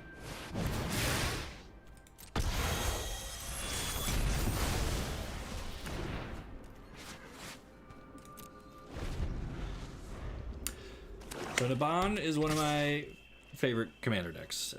Again, not good, but oh boy. So he doesn't have trample. So do we double up and try to block and hope none of these are a removal or a combat trick? I think we just toss our Forged Champion. Nabana Monacon, yeah. Other commander decks. I've started building Raphael, the guy from Baldur's Gate, who cares about demons and imps and tieflings. I don't play a lot of Dungeons and Dragons. No, we're gonna do that end step. Okay. How many times can I pump this? 3 to give it +2/+2. So I'd have to do it twice. I need 6 mana. Okay, so we can make this big enough to block. Oh no! Exile it. No, I can't let you do that. Can't let you do that.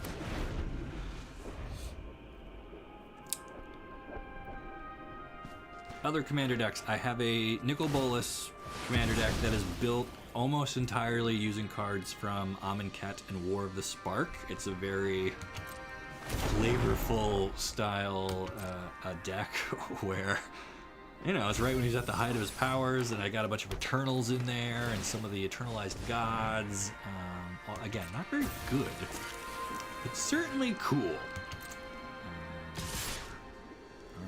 Coming at me with a 10/10 token, which I think we can still get big enough to block, because this makes 3 mana. So I can pump it twice. I can give it, oh, I can only give it +4/+4. I can make it into a 9.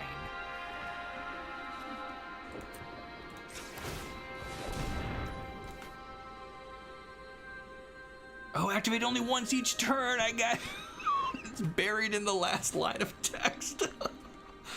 No. Alright, well, do I just sack him to deal 7 damage to the face?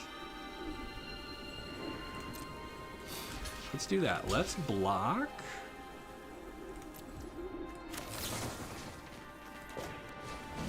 And then we'll just go 7 to the face. I got starstruck. I Numat the Nummy. Oh boy. Alright. Well, this guy can shove block for a while. And this can block. I mean, if we find our leveler, maybe we're not in terrible shape. Just take the damage. I mean, I could have. Vorthos decks are so cool, but really bad often. Yes. You're not wrong. Alright, they are bringing back their mask. We're doing all this stuff.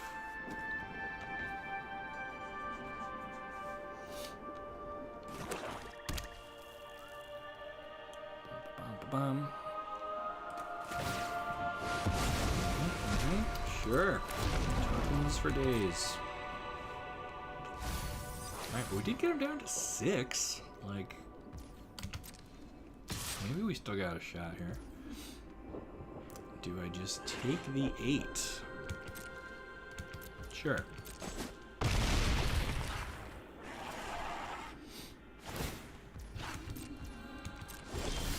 Oh, I missed being able to surveil, and now we drew a useless land. Okay.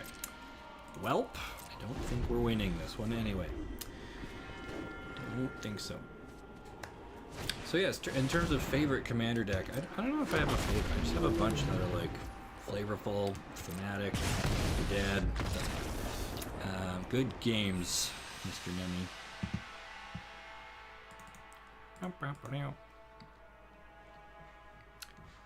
I think I want to use some of these prototype cards in a Chulane deck. He's one of my favorite cards. I bought the Brawl deck when they made those for like a week, and I've not really done anything with it, so I just have him sitting in a box. And I think doing kind of a Bant prototypes, because you can cast them for the cheaper side, and then when he sees creatures come in, you get to play extra lands, and then that gives you a ton of mana, and then you can play a bit more expensive side. He can also return stuff to your hand to recast, so you can play the prototype, then follow it up with Chulane, then recast it as the bigger version. So that might scale better in a multiplayer kind of a thing. So I think that's what I'm going to do next. And so he'll give me white, green, and blue. And then Raphael is black and red. So I'll have, between those two decks, I'll have all 5 colors kind of covered. So no matter what mood I'm in, I'll have something to play. Yeah.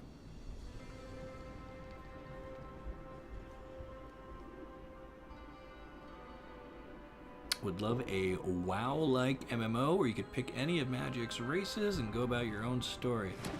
Yeah, I mean, they kind of tried that with, I don't even remember the name of it anymore. What was the...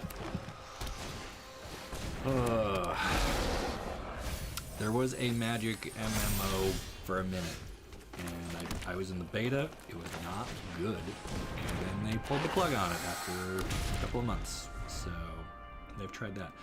I would settle for like a Skyrim style single player thing where you can create a character and run into NPCs that are Jace and Gideon and people like, well, maybe not him because he's dead, but whatever. Alright. They're going for lands. They're doing a green-black self-mill thing.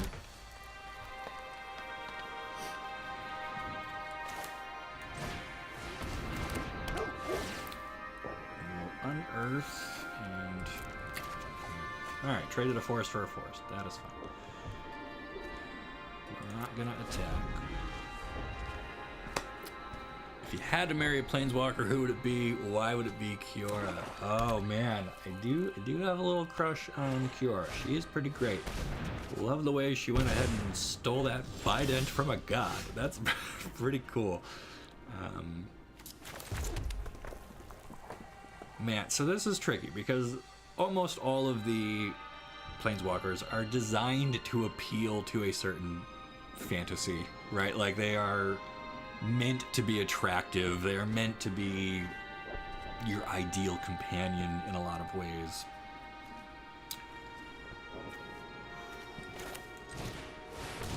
So I think there's not really any wrong answers here.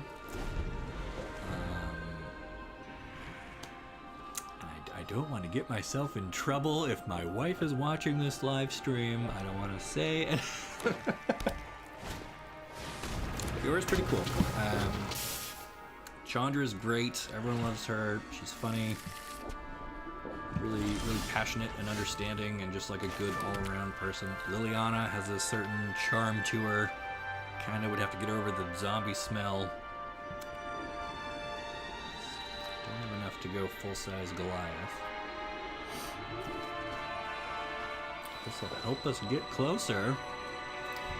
This guy we can turn into a 6/6, but that's it. Let's try that first. Let's see if they do any blocks here.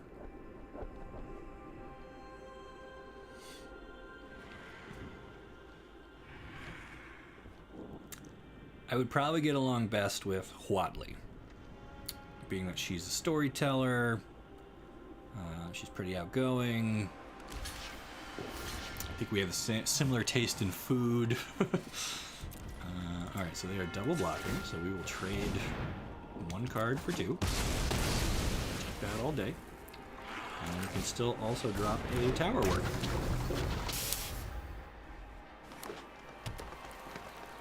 If I had to marry one, Davriel! The prenup would be a nightmare. Yes, by design. By design. Alright, they have themselves a Courser, a 4/5. Whenever it attacks, if there are 3 or more creature cards in your graveyard, draw a card. Oh my gosh. That's going to be hard to deal with. So we have 5 lands, a Power Stone that gets us 6. This taps for 1 that gets us 7. Still not enough for a full-sized Goliath. Don't know if we have another assembly worker anywhere. Let's take a look. We do not. We don't get to draw anything. Okay, that's fine. Guess we will just keep the gift up. And if they attack with this, we will try to swallow it up. Huatli Warrior Poet. Yeah, I think she'd be pretty good.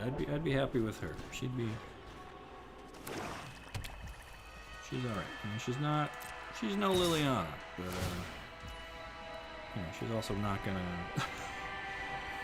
turn me into a zombie if I upset her. So, okay, so they're going in with the Courser. I'm gonna try to take it down.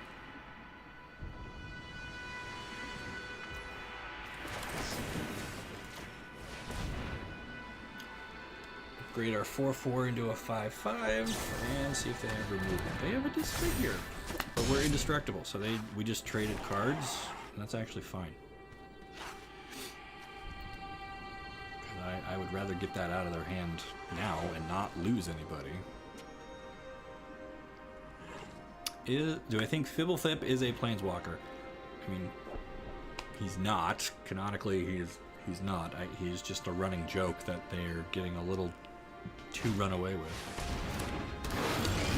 Ooh, the 4/5. We looked at that during the draft. Okay. Still only 7. I don't really want to do just a 3/5. I want the full 10/10. Our shoot down doesn't help us a whole lot here. We haven't found our dig site. We can't surveil. We can't loot or rummage or anything.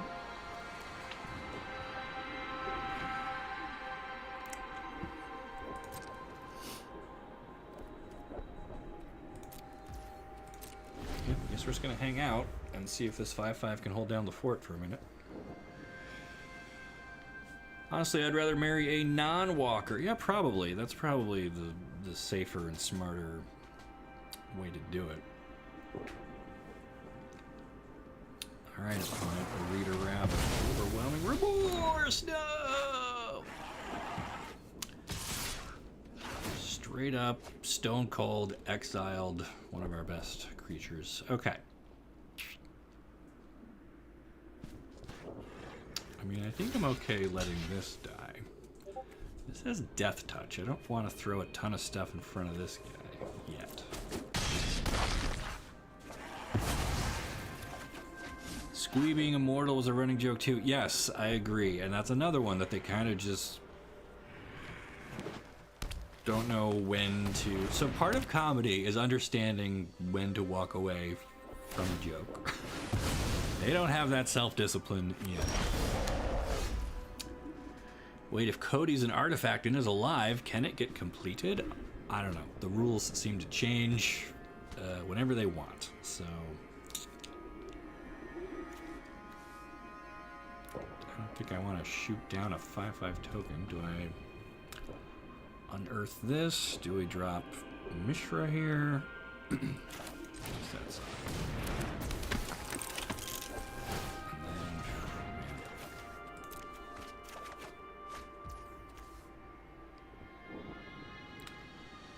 War damage. Okay.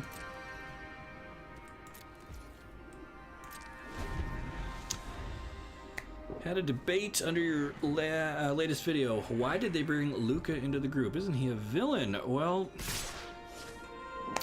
they are at the point where the danger of the Phyrexians outweighs the danger of working with somebody who maybe doesn't share all the same values as your group. So it's not ideal. I'm sure they'd rather not be working with Luca, but oh, this is a sorcery. I thought this bolt was an instant. I was gonna deal 4 damage to their stalker and kill it, and I got distracted by answering comments. My own fault. I'm not blaming any of you guys. Whew, okay, fatigue is setting in. We went on a hot streak. We won, what, 3 games in a row, and now we're about to lose 2.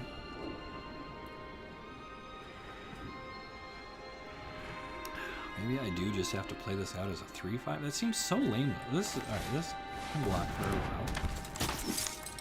They're getting a lot of 5/5s, and this only does 4 damage. It seems like 5 toughness is the magic number this time around. You know what? Since this is not really helping us, there we go. It still is not going to be nearly enough to get that guy out. Okay, we're losing this. So yeah, so Luca and Nahiri, they just need people. Like, they're not going to beat the Phyrexians if they go in understaffed. And hello, Blade Coil Serpent.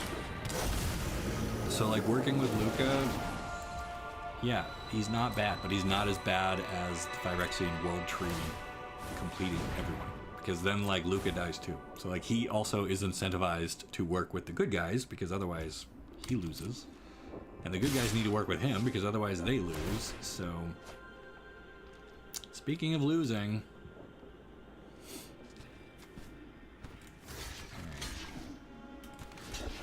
Alright. And I gotta block at least one more.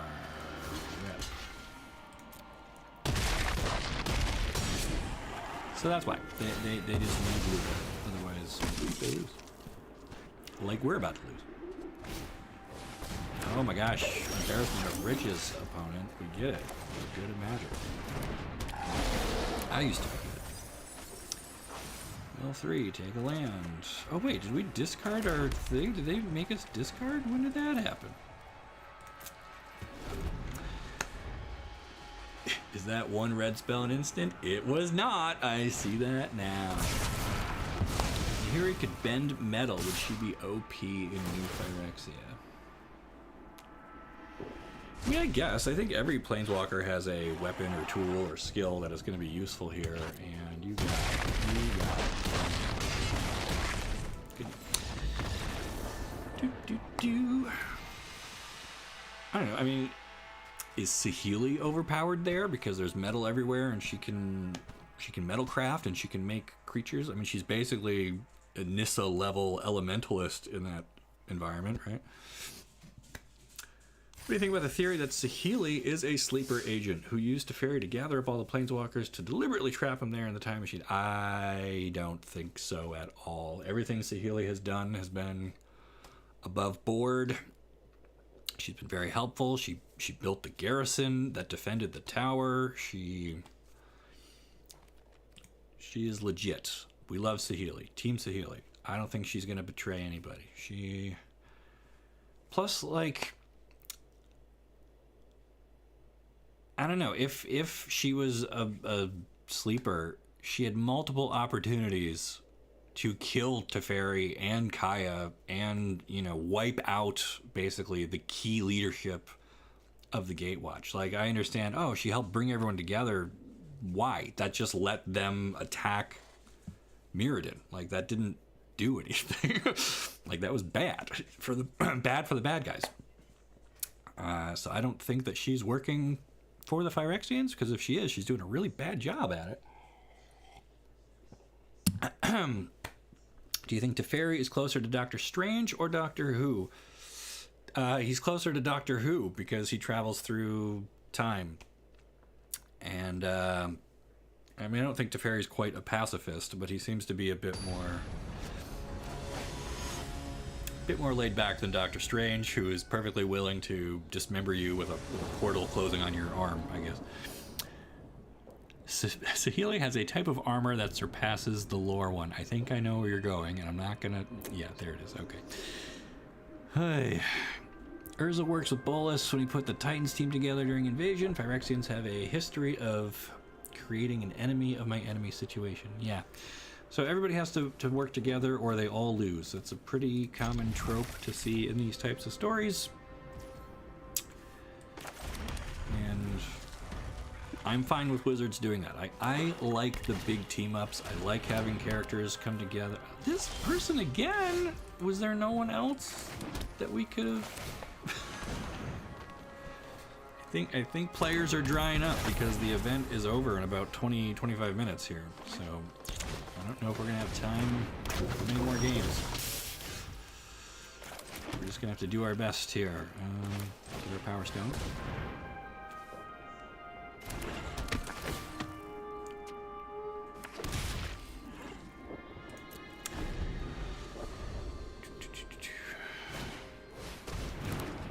Why send Teferi back in time if she's a sleeper? Yeah, right. seems like she would be being awfully helpful to the good guys if she was a sleeper. She has the opportunity, has the Silex right there. Right, she could have wrecked everything if she was a bad guy. Her time to do that has already passed. Plus, if Saheeli's a sleeper, we don't get our robot dinosaurs. True. Respect. Okay. Okay, so we have a sorcery speed kill spell.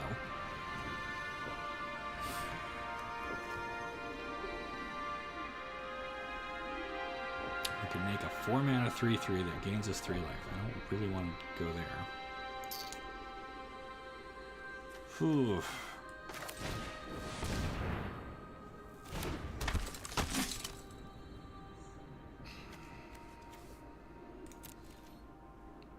Maybe I'm not aggressive enough. Is that my problem?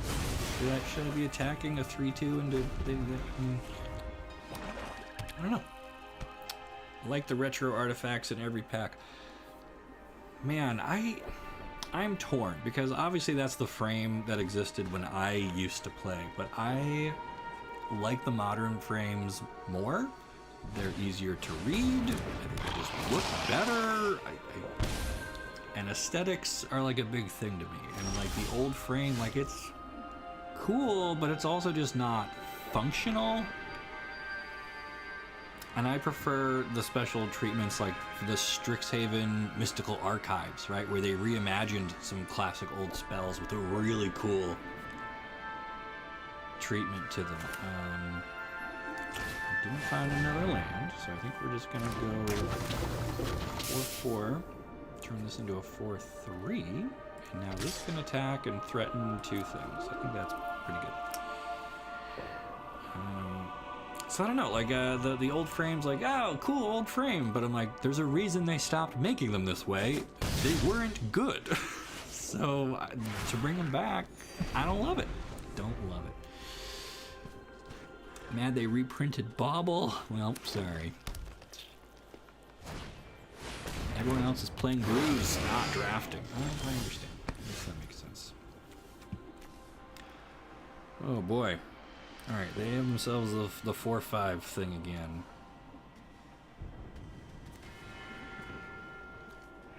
As much as I would love to get our 10/10, I guess we're gonna go 3/5.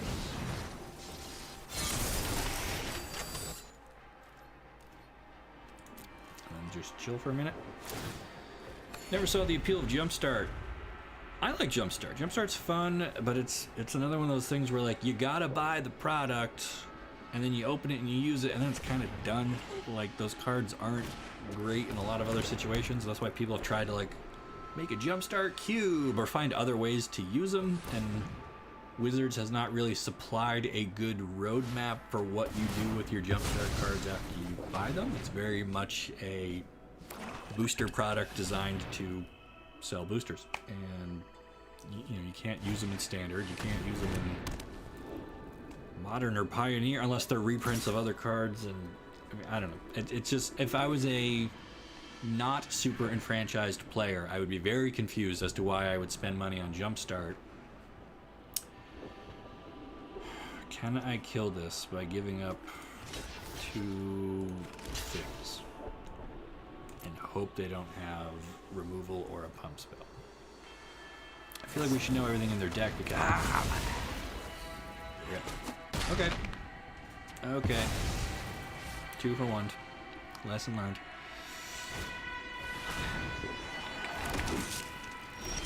Not if you have Cubamajigs. Yeah, so there are ways that you can, like, get value.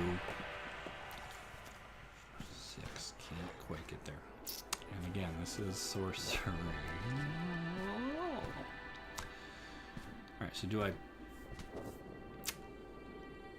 pump this guy? And oh, I don't have enough. I don't even have enough. Okay. 1, 2, 3, 4, 5, 6. I think we're gonna wait. See if we can find another land.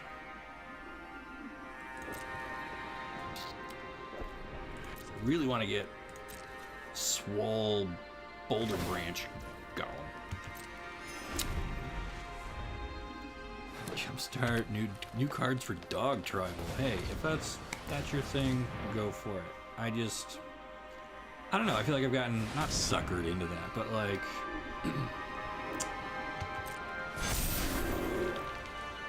Wizards has done some interesting things with their product design over the years, and things like Arch Enemy or Planescape or Plane Chase or oh boy, oh no.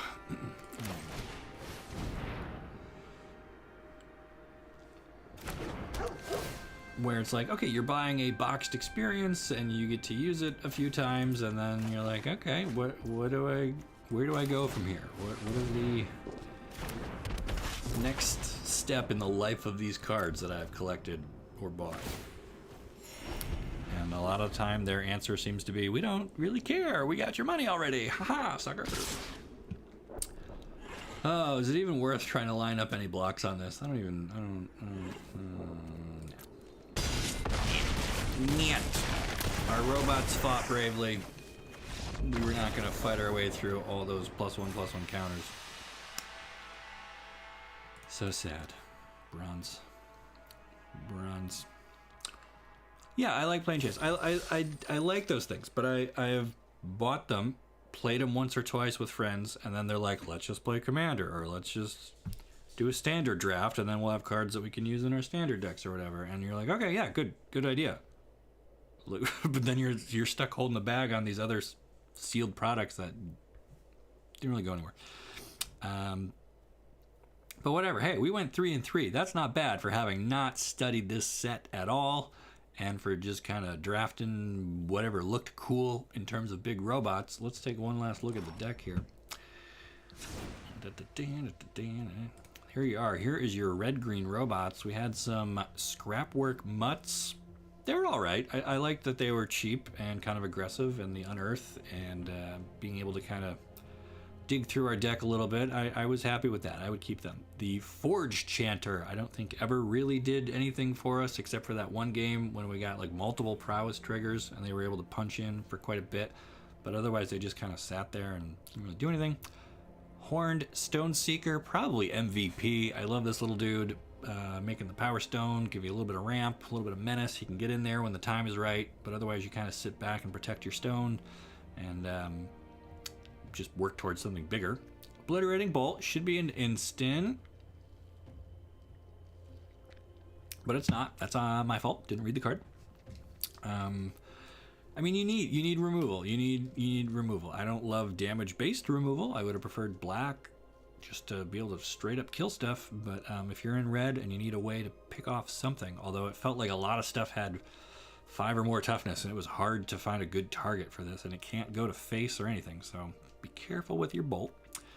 Blanchwood Prowler, I think I was pretty happy every time I played this. The self-mill wasn't really relevant to our strategy, but we got to find a land, usually on turn 2 or turn 3 or whatever, to kind of set us up for the next turn, and that was worth it to me. Yeah. Guy's Gift is really a Swiss Army knife here, right? You get the +1/+1 counter, and then also Reach, Trample, Hexproof, and Indestructible. You can't really ask for a better combat trick. I mean, if this was just 1 mana instead of 2, I guess it would be even better, but then it's probably overpowered. Conscripted Infantry, 3 mana, 3/1 that dies and leaves behind a soldier. Like, okay, like I didn't love it. It never really was super relevant. I guess it kind of matters if you have stuff that cares about artifacts entering the battlefield, but it's really hard to like choose when that happens. Mishra, our uncommon legend.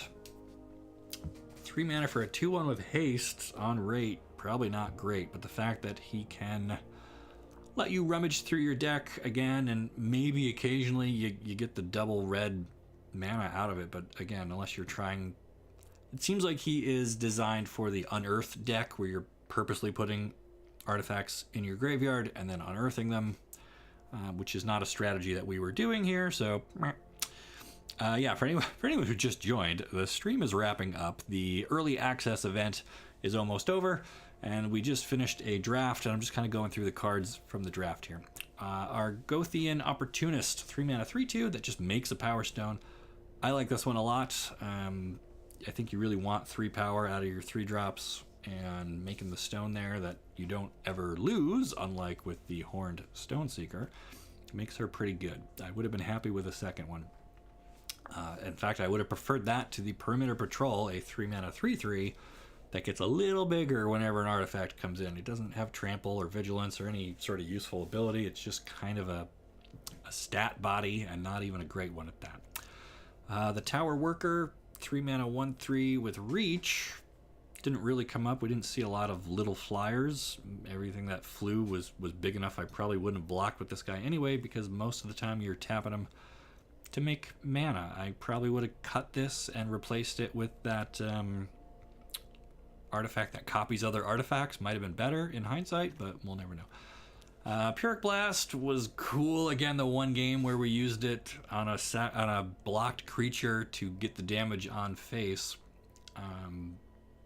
But yeah, asking you to sack something and costing 4 mana, kind of expensive. Not my favorite card in the deck. Shoot Down, again, expensive, but it kills and most importantly exiles, so you get rid of anything that has Unearth. Artifacts, didn't really see any enchantments worth using it on. Flying, again, if there had been a big flyer, I would have been fine hitting that, but I think running one of these in a draft is okay, just for the ability to exile an artifact, and there are so many artifacts in this set. As we see, our entire top end is artifacts. The Power Plant Worker, if I had read that I can only do it once per turn. Yeah, otherwise a 4/4 that can become a 6/6 or accumulate counters if you happen to have all 3 pieces of the neutron. But I wouldn't build a strategy around that. The Self-Assembler, who can go and find other assembly workers, that makes this a little better because now you can get it. But if I did not have any other assembly workers in my deck, I would not do a 5-mana 4/4. I would have cut this guy if I didn't have 2 other workers to go fetch.